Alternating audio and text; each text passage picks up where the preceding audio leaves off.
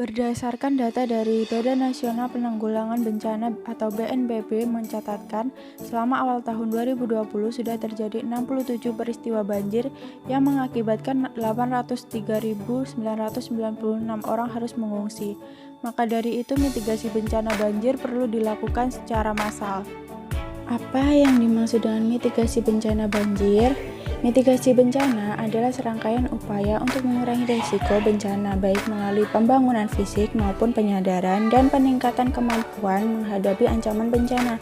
Sedangkan banjir adalah peristiwa bencana alam yang terjadi ketika aliran air yang berlebihan merendam daratan dalam jangka waktu tertentu.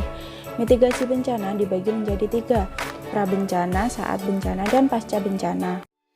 Hal-hal yang perlu diketahui pada saat prabencana yang pertama yaitu mengetahui istilah-istilah peringatan yang berhubungan dengan bahaya banjir seperti siaga 1 sampai siaga 4 dan langkah-langkah apa yang harus dilakukan.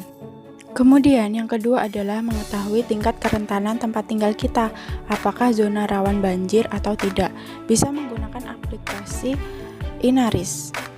Kemudian yang ketiga adalah mengetahui saluran dan jalur yang sering dilalui air banjir dan mengetahui dampaknya untuk rumah kita.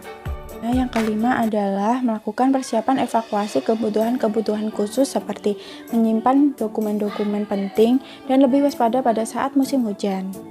Saat terjadi bencana, hal pertama yang perlu dilakukan adalah pantau perkembangan cuaca dan peringatan di sekitar.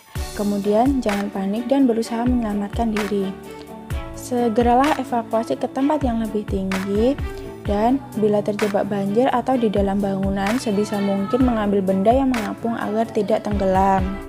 Pada fase pasca bencana, hal yang perlu diperhatikan adalah yang pertama membersihkan tempat tinggal dan lingkungan yang terkena banjir.